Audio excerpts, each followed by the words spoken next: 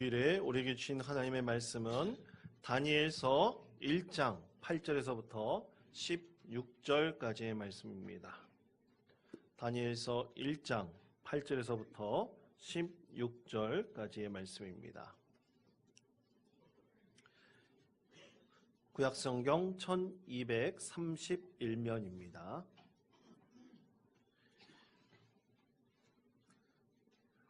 이 말씀을 제가 봉독하겠습니다. 다니엘은 뜻을 정하여 왕의 음식과 그가 마시는 포도주로 자기를 더럽히지 아니하리라 하고 자기를 더럽히지 아니하도록 환관장에게 구하니 하나님이 다니엘로 하여금 환관장에게 은혜와 긍휼을 얻게 하신지라. 환관장이 다니엘에게 이르되 내가 내 주 왕을 두려워하노라. 그가 너희 먹을 것과 너희 마실 것을 지정하셨거늘 너희의 얼굴이 초췌하여 같은 또래의 소년들만 못한 것을 그가 보게 할 것이 무엇이냐. 그렇게 되면 너희 때문에 내 머리가 왕 앞에서 위태롭게 되리라 하니라.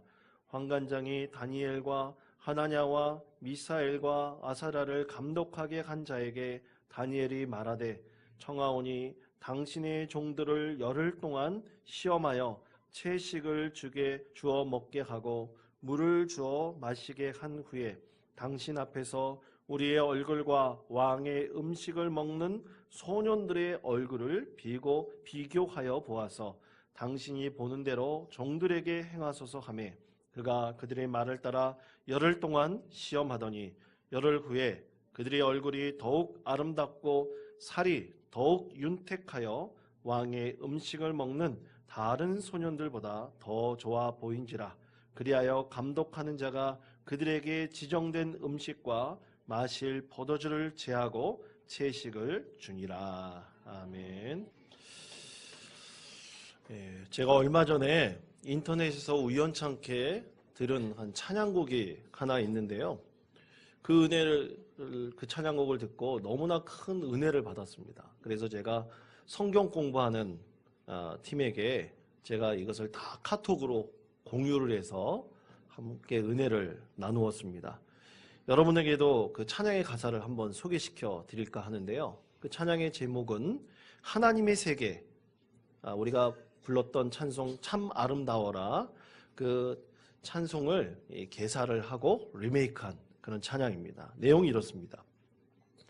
참 아름다운 곳이라 주님의 세계는 정말로 내가 나아갔고 솔직할 수 있는 곳, 조금이라도 내 의라 말할 수 없는 이곳은 바로 주님의 세계라. 세상은 항상 말하네 그 길이 아니라고. 곱디 고운 길이 있는데 왜 힘들게 사냐고. 단순한 선택조차 내게 버겁기만 한 곳, 그래도 나는 주님만 따르리. 참 아름다워라 주님의 세계는 저 솔로몬의 옷보다 더 고운 백합화. 주 찬송하는 듯 저 맑은 새소리. 내 아버지의 지으신 그 솜씨 깊도다. 오 깊도다. 오 깊도다. 나는 계속 걸어갑니다. 수없이 넘어져도 사람들의 방향과는 조금 다르다 해도 내가 가는 길이 주가 가르쳐준 길이니 이곳은 바로 주님의 세계라. 저는 이 찬양의 가사를 듣고 찬양을 이렇게 듣는데 너무나 큰 감동을 받았습니다. 근데 이 찬양을 듣는데 제가 신학교 처음 들어간 그때가 생각이 나더라고요. 여러분, 저는 태어나서부터 모태신앙으로 태어나서요, 한 번도 교회를 떠나서 살아본 적이 없습니다. 믿음 안에서만 살아왔는데 이제 신학대학에 들어갔을 때 여러분, 저도 아주 신실한 믿음의 사람이었다고 생각을 하십니까? 저도 신앙의 방황이 있었습니다. 그런데 이 찬양을 듣는데 그때가 생각이 나더라고요. 그때 저에게 큰 감동해 준 가사의 부분은 이것이었어요. 세상은 항상 말하네 그 길이 아니라고. 곱디 고운 길이 있는데 왜 힘들게 사냐고. 단순한 선택조차 내게 버겁기만 한 곳, 그래도 나는 주님만 따르리. 이 부분이었습니다. 사람들이 말합니다. 왜 그렇게 고지식하게 살고 또 믿음 안에 살아야 되냐고. 그냥 평범하게 살고 놀고 싶을 때 놀고 즐기고 싶은 데 즐기고 그리고 다른 사람들이 조금 나쁜 짓 해도 그냥 우리도 눈 감고 살 수 있지 않냐고. 누군가 그렇게 얘기할 때 우리는 믿음 안에 있는 그리스도인으로서 담대히 말할 수 있습니다. 나는 주님만 따르겠습니다. 이런 믿음으로 우리가 늘 고백하는 주님의 사랑하는 자녀들 되시기를 간절히 축원드립니다. 저는 우리가 이렇게 주님만 따르겠다 이렇게 결단하고 또 우리가 하나님 앞에 온전히 서려가는 그 삶을 살려는 그 이유가 과연 무엇일까? 여러분, 그 이유는 바로 오직 예수님 안에만 참된 생명이 있기 때문입니다. 오직 예수님 안에만 참된 소망이 있기 때문이고 예수님 안에서만 바른 믿음의 길이 있기 때문입니다. 여러분, 그것에 동의하십니까? 여러분, 그 믿음 가지고 여러분 이 세상을 이겨내십시오. 저는 오늘 말씀을 준비하면서 이런 주님의 길을 따르는 우리 그리스도인들의 삶을 한번 나누기를 원하는데요. 대표적인 사람을 오늘 여러분이 말씀 가운데 소개시켜 드리고자 합니다. 그 사람은 바로 다니엘이라는 사람입니다. 여러분, 다니엘은요, 나라 잃은 백성의 서름을 딛고 그 가운데서 믿음으로 굳게 선 사람입니다. 여러분, 다니엘은요, 남유다 왕국에서 태어난 사람입니다. 그때 이 남유다 왕국이 바벨론 느부갓네살 왕에 의해서 패망하게 되었어요. 여러분, 우리나라도 일제강점기의 시대를 겪었지 않습니까? 아마 여기에 연세 많으신 우리 권사님들이나 집사님들 또 우리 장로님들은 일제시대를 겪어보신 분들이 계실 것입니다. 여러분, 그때 얼마나 힘들었겠습니까? 여러분, 그러므로 그리스도인들은요, 반드시 기도할 때 이 나라와 민족을 위해서 기도해야 됩니다.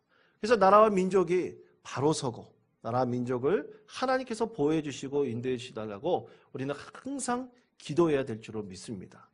그때 하나님께서 이 나라 민족을 보호해 주실 것입니다. 그때 오늘 말씀대로 다니엘은 이 남유다 왕국이 패망할 그쯤에 태어났습니다. 태어나서 그는 아무 이유도 없이 지금 바벨론으로의 볼모로 이제 끌려가게 되었습니다. 여러분, 우리가 읽지 않은 다니엘서 1장 4절 말씀해 보면 다니엘과 그리고 끌려갔던 이 사람들에 대해서 이렇게 말씀하고 있는데요. 곧 흠이 없고 용모가 아름다우며 모든 지혜를 통찰하며 지식에 통달하며 학문에 익숙하여 왕궁에 설만한 소년을 데려오게 하였고 라고 말씀하고 있습니다. 이 말씀을 봤을 때 여러분, 다니엘은 평범한 집안에서 태어난 건 아니라고 생각을 합니다. 그냥 서민의 집에서 태어난 게 아니라 귀족의 집안이나 고위층 자녀로 태어났어요. 그래서 이 바벨론의 그 통치자들이 이 친바벨론 세력을 유다 왕국뿐만 아니라 자신들이 지배한 여러 국가에 만들어내기 위해서 이렇게 용모가 뛰어나고 지식이 있고 아주 귀족의 집안 자녀들을 볼모로 잡아갔어요. 그리고 그곳에서 이제 바벨론의 학문을 가르치고 문명을 가르칩니다. 그래서 바벨론의 세력으로 만들어내서 다시 각국으로 돌려보내는 겁니다. 그래서 일제시대의 친일파처럼 친바벨론 세력을 만들어내는 거죠. 그래서 이 용모가 좋고 뛰어나고 학식이 있는 아이들을 데려다가 그때부터 볼모로 잡고 바벨론의 학문을 가르치고 먹을 것을 먹이고 입히고 그러면서 이제 바벨론 사람들로 만들어 갔던 것입니다. 바로 그때 이 하나님께서 바벨론에 있는 이 다니엘에게 임하셨던 것입니다. 근데 저는 이 말씀을 준비하면서 한 가지가 갑자기 생각이 났습니다. 자, 다니엘이 왜 바벨론 땅으로 볼모로 끌려갔을까요? 전 그것에 대해서 묵상을 하면서 갑자기 하나님께서 주신 생각은 이 다니엘이 태어나게 되었을 때 그가 귀족 집안이나 고위층의 자녀로 태어나려고 선택한 것은 아니다라는 생각이 들었습니다. 여러분, 한번 생각해 보십시오. 여러분이 지금 처한 상황에, 여러분이 지금 선택한 그 상황에 여러분 놓이고 싶어가지고, 여러분은 가정과 또 여러분이 처해 있는 상황에 여러분 누가 자기가 선택해서 그곳에 태어나거나 놓여지게 되었습니까? 결코 그렇지 않습니다. 우리는 이 세상에 태어나거나 우리가 어떤 상황 가운데 놓여질 때 우리가 전혀 선택하지도 않았는데 그 가정에 태어나고 또 어떤 상황에 놓이기도 합니다. 저 말씀을 준비하면서 한 사건을 접하게 되었는데요. 얼마 전에 인천의 한 교회에 탯줄로 잘리지 않은 한 아기가 버려졌다는 소식을 듣게 되었습니다. 이 버린 이 어머니가 또 붙잡혀서 불구속 입건되었다는 소식이었습니다. 말씀을 준비하면서 이 소식이 오버랩되는데 저는 그 생각이 들더라고요.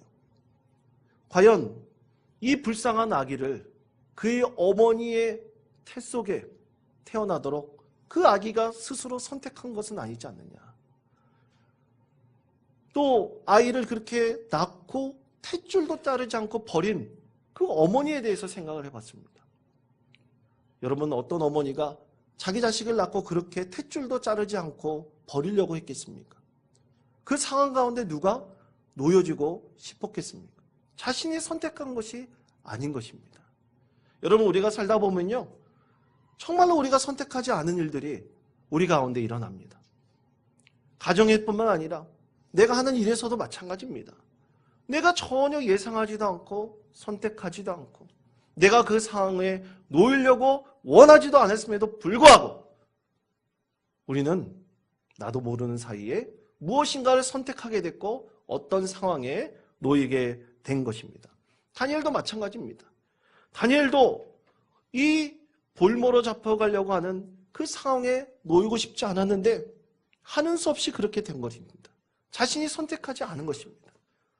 근데 여러분, 우리가 이런 상황이나 어디서 태어났는지, 무슨 상황에서 살게 된 것인지, 또 우리가 어떻게 태어날 것인지 우리가 분명히 선택하지는 않았지만 우리는 우리의 이 상황 가운데서 분명히 우리가 스스로 선택할 수 있는 것은 분명히 있습니다.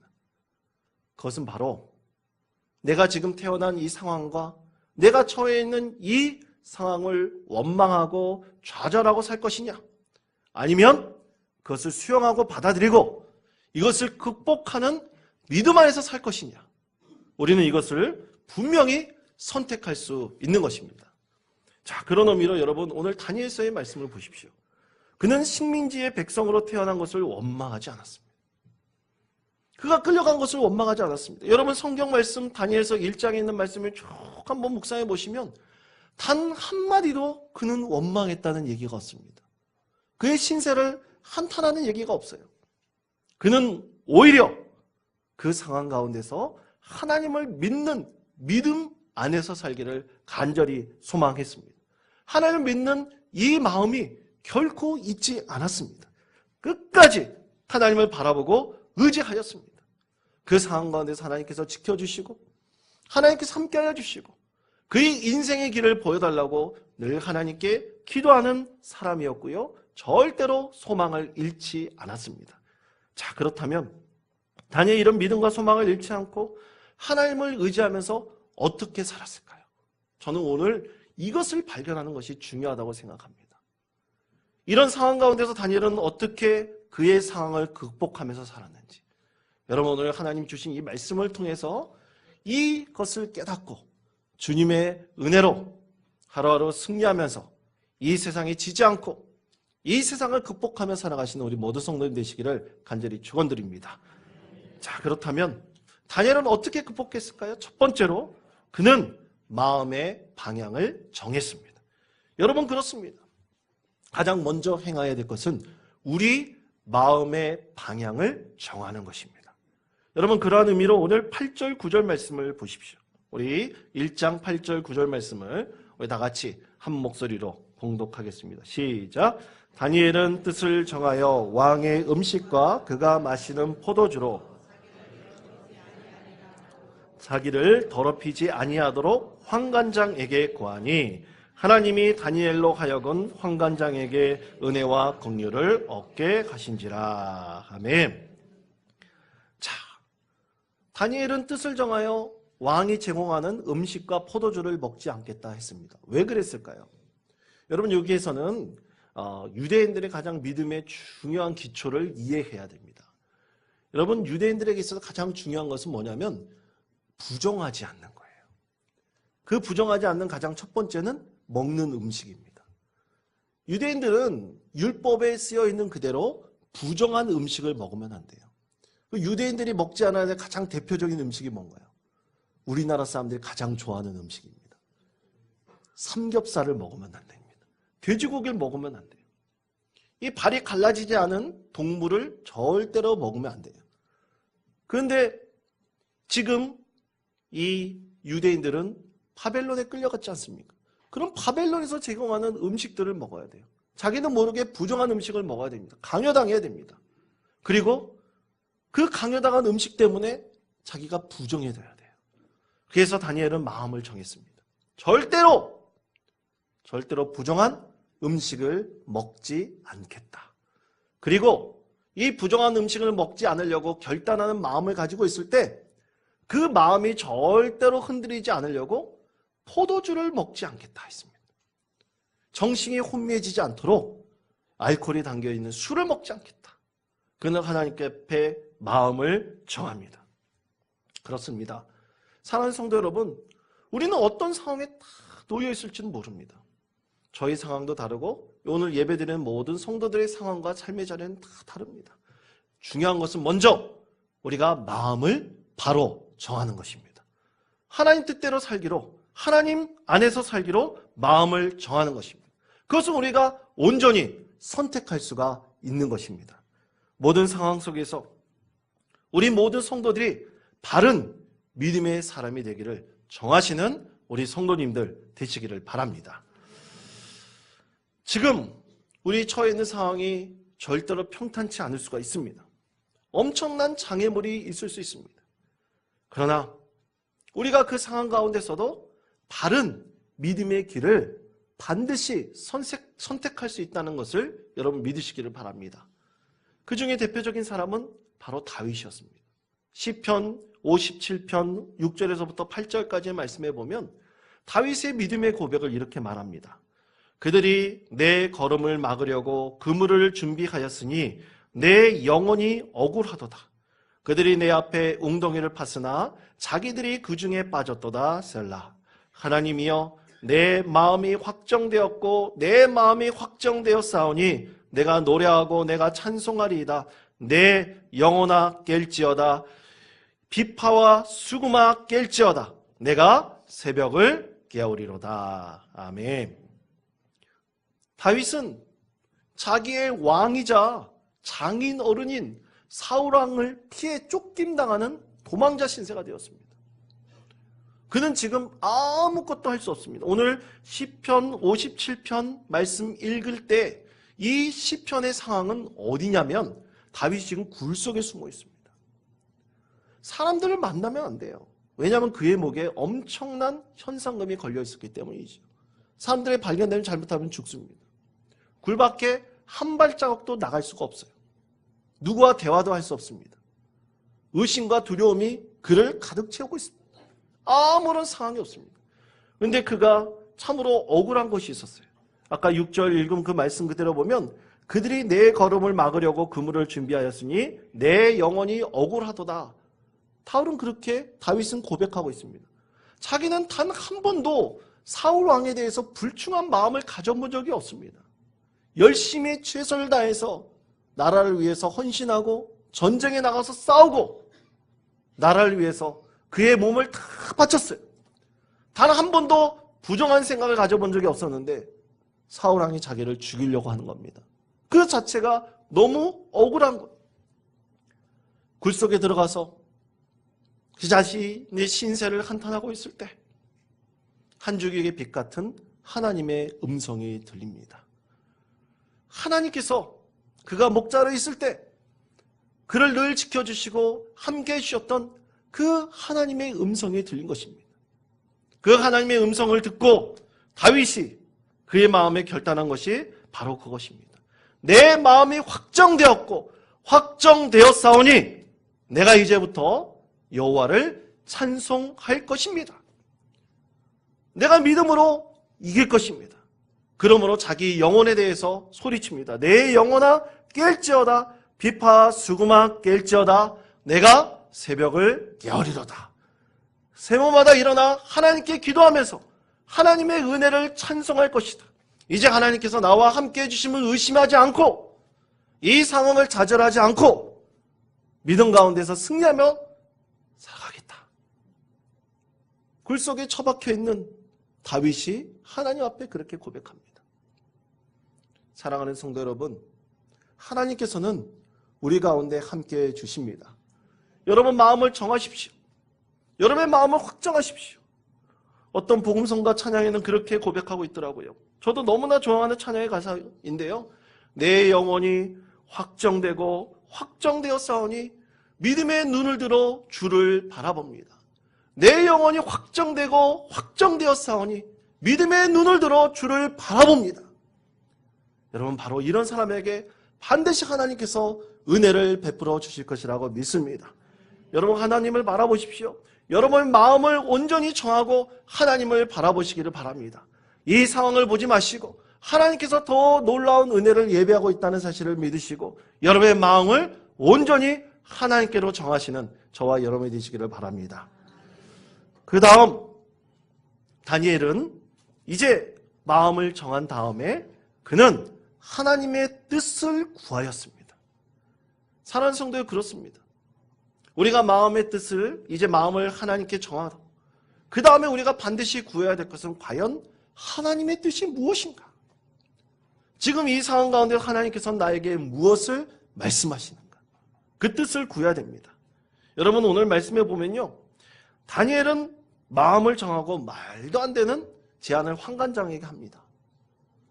이 자기와 또 친구들이 있어요.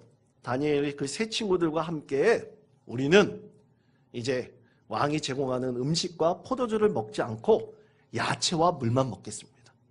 그리고 10일 이후에 누구의 얼굴이 더 윤기가 흐르고 깨끗한지 한번 실험해 보시기 바랍니다. 환관장에게 그렇게 제안합니다. 여러분 상식적으로 생각해 보십시오. 누가 이기겠습니까? 여러분 옛말에 그런 말이 있죠. 먹다 죽은 귀신은 때깔도 좋다. 맞습니까 여러분? 저는 귀신을 본 적이 없어서 모르겠습니다만 여러분 하여간 때깔도 좋다고 합니다. 당연히 기름기 음식 많이 먹고 좋은 음식 먹은 사람이 얼굴이 더 윤기가 좌르르 흐르기 마련입니다. 그런데 이 과학적이고 이성적이고 합리적인 것을 뒤집으려고 합니다. 한번 보십시오. 10일 이후에 누가 더 얼굴에 윤기가 흐르는지 살이 쪄 있는지 채소와 물만 먹은 사람이 더 그런지 아니면 음식을 좋은 것을 먹은 사람들이 더 그렇게 깨끗한지 다 그 결과는 어떻게 됐을까요? 다니엘의 완승이었습니다. 여러분 다니엘이 이렇게 과감하게 제안할 수 있었던 이유는 단 하나입니다. 하나님의 뜻을 구했기 때문입니다.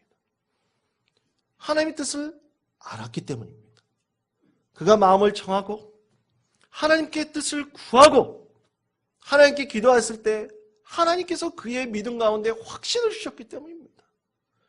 여러분 하나님의 뜻을 구한다는 것은요 하나님과 교제한다는 겁니다. 만난다는 겁니다. 근데 참 아둔한 그리스도인들이 있습니다. 뜻을 정하지도 않고 하나님을 만나지도 않고 구하지도 않으면서 하나님께서 자기에게 복을 주시기를 바라는 사람들입니다. 과연 그것이 가능할까요?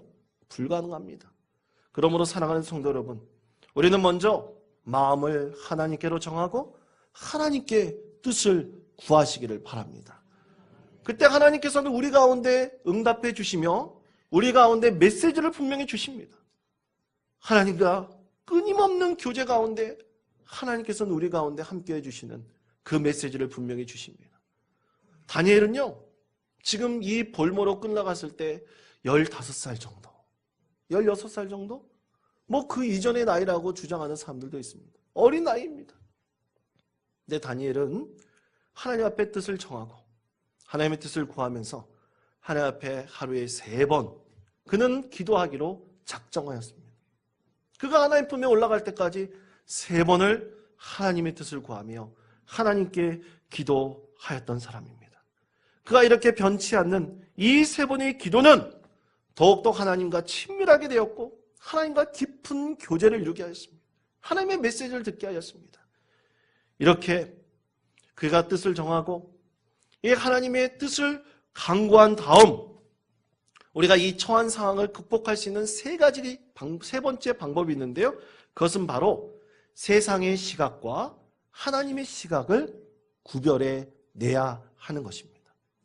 여러분, 우리 15절, 16절의 말씀을 보십시오. 15절, 16절의 말씀 우리 다 같이 한 목소리로 봉독하겠습니다. 열흘 후에 그들의 얼굴이 더욱 아름답고 살이 더욱 윤택하여 왕의 음식을 먹는 다른 소년들보다 더 좋아 보인지라. 그리하여 그들에게 지정한 음식과 마실 포도주를 제하고 채식을 주니라. 아멘. 의외의 결과죠.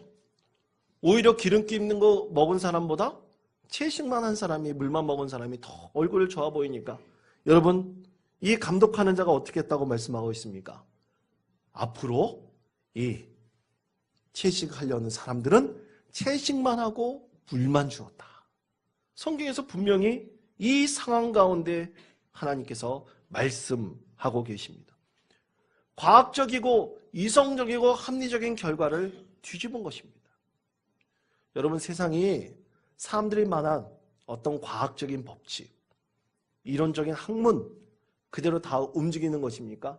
결코 그렇지 않습니다. 예외가 있습니다. 다른 것이 분명히 있습니다. 존재하고 있습니다.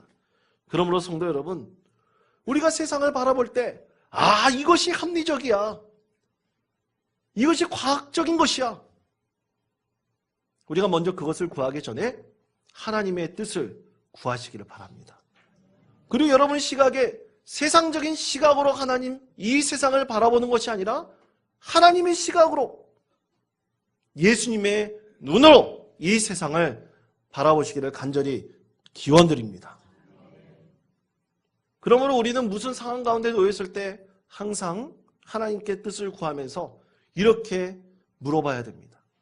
이 상황 가운데서 하나님께서는 어떻게 판단하실까?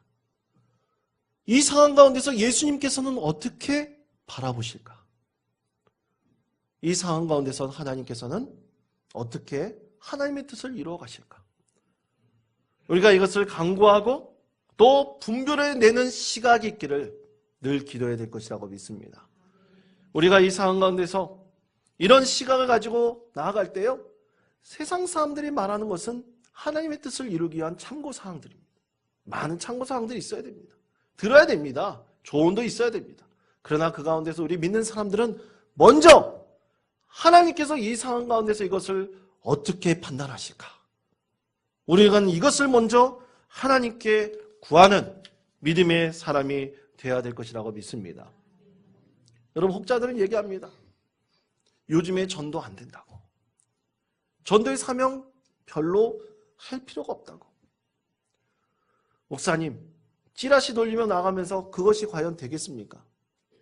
그것이 과연 성과가 있겠습니까? 교회가 요즘에 그 꼴인데 대체 교회가 많은 사람들에게 희망이 될 수 있겠습니까? 많은 사람들이 비난하고요, 비판을 합니다. 자, 그러나 여러분, 맞는 얘기죠. 그들이 말하는 거 다 맞습니다. 틀린 말이 아닙니다. 그러나 여러분, 우리 하나님의 시각으로 세상을 보시기를 바랍니다. 하나님께서 분명히 이 땅 가운데 하나님의 나라를 이루기를 위해서서 땅 끝까지 이르러 내 증이 되리라 말씀하셨습니다. 교회는 그것을 바라보고 하나님의 시각으로 이 세상에 하나님 나라를 이뤄가야 되는 것입니다. 희망이 10%나 있다 할지라도 5%만 있다 할지라도 우리는 그것을 바라보면서 나가는 것이죠. 그것이 바로 복음입니다. 그렇게 살아가는 것이 바로 믿음의 사람들입니다. 여러분, 그러므로 우리가 이 세상을 살아갈 때요, 절대로 상황의 시각으로 보지 마시고 하나님의 시각으로, 예수님의 눈으로 이 세상을 바라보는 우리 모든 성도님 되시기를 간절히 축원드립니다. A.W. 토저라는, 에이든 토저라는 그런 위대한 설교가가 있습니다.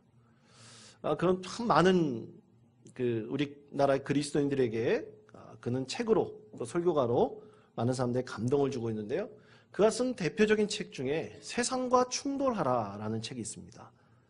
이 책 173쪽에 보면 현대 기독교의 문제를 그는 이렇게 진단하고 있습니다. 한번 들어보시기 바랍니다.